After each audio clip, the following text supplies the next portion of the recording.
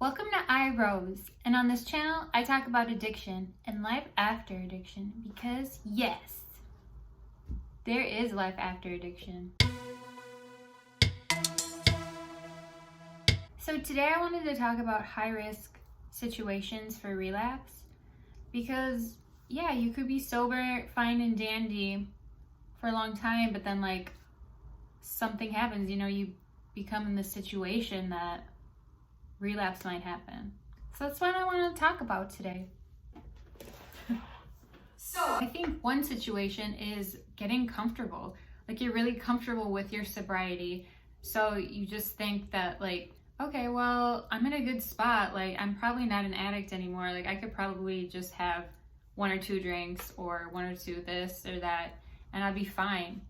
But the realness of it is that there's always that risk, and it's a risky situation getting into that mindset where like you think you're at a point where it's all good and you're like, okay, well, I don't need to go to meetings anymore, or I don't need to do this anymore because I'm set, like I'm sober, I'm good, I'm there. Just recognize that first, like this thought pattern of thinking like, oh, maybe I can just have one, that's like dangerous. That's dangerous thinking there. So I would recommend like journaling about that and keeping track of it and talking it out to your journal, because it feels so good to like get it out on paper and just be like, okay, well, maybe this was like a fleeting craving or like just a thought, and it doesn't have to take place. So another situation I think is isolation. Spending a lot of time alone, just withdrawing from other people can create like a sadness, or like if there's no structure in your life and you're just kind of getting by. I think it's really good to surround yourself with people who care about you and that like know that you're sober and respect that, because this brings me into my next one, which is you're around people who use. I think it's really dangerous, honestly, because if you're going to be with someone who uses, they might not really understand addiction and what that is, and how for you it might be hard to stop at one or two, and it could be really easy for them. So also choosing friends that have your best interests in mind. If you know that you have a friend who always kind of offers you a beer every time you go out, maybe not going out with them would be helpful to prevent this type of situation. Just always make sure if you're going to be out that someone knows that you're sober and that they respect it, because knowing and respecting it are two different things. There are definitely people who want to see you succeed, and there may be people who want to see you fail, because they might be, like in that kind of sort of mentality, deep down in the trenches, going through addiction. Just be mindful where you are, who you're with.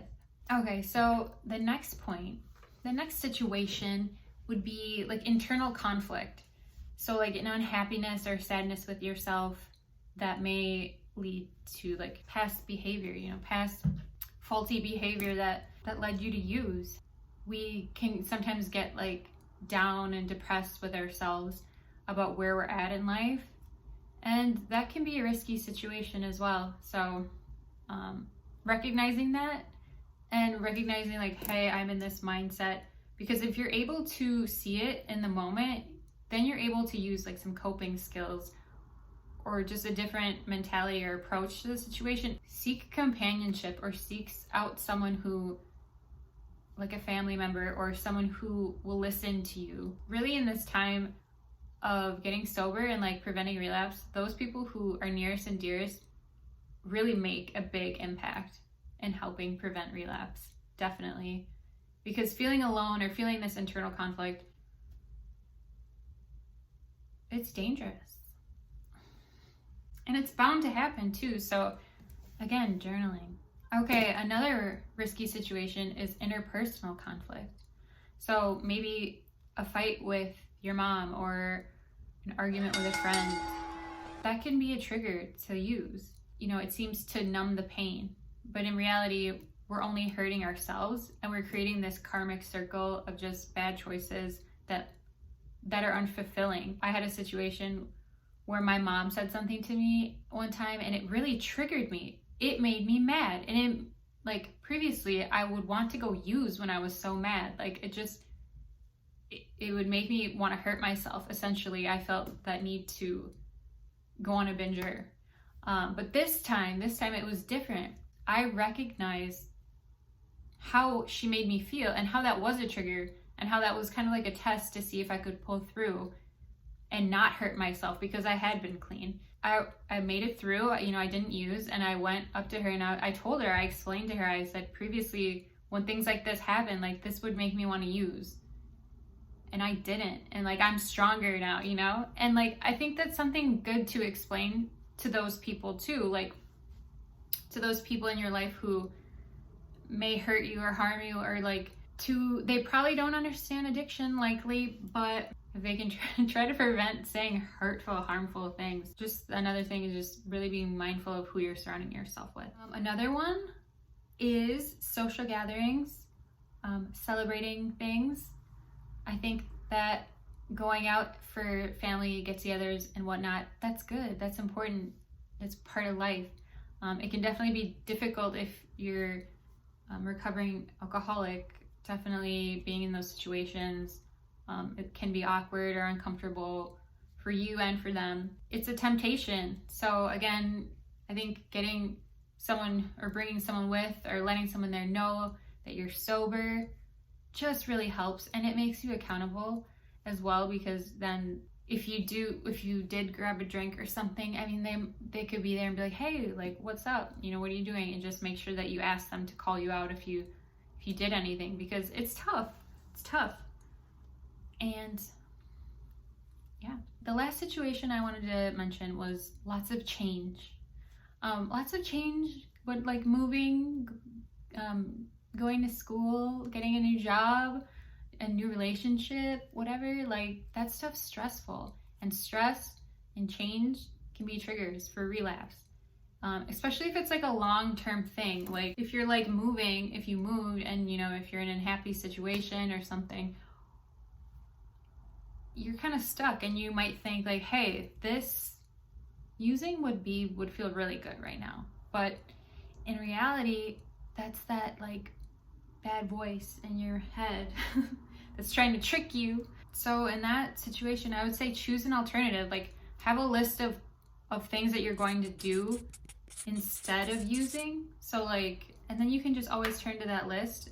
So like, I think like painting, or like going out dancing, or like singing, or like writing a poem. Just have a list of things, reading a book. I mean, there's so many things you can do to clear your mind out of it. And a craving only lasts for so long. So once you can get over it, like, you're that much better and stronger. Overall, I think for every one of these situations, it would be helpful to have sober support or a sponsor, someone you can just rely on, who's going to answer your call, answer your text. Hello? When you feel like you're in a tricky situation. Normie friends or normal users, they're not going to understand it as much. So if you can have someone who is sober as well, I mean, you can meet them at meetings. Having that sort of support will keep you on the right path and hold you accountable, which is so important. So that was all I had for this video. Thank you so much for watching. I have been going through a lot of change, honestly, recently. So that's why I took a little bit of a break. I had like absolutely no time to make any videos, which I like kept thinking, oh, I wish I was making a video and like interacting and getting stuff out there for everyone. And yeah, it's just been really crazy. I'm going to school full time, and I work and doing observations and stuff for counseling.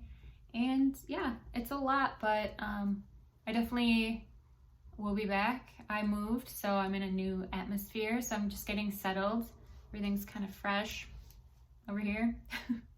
So getting settled in, and I hope to have more for everyone soon. So thank you so much for watching, and I'll see you in the next video. Bye!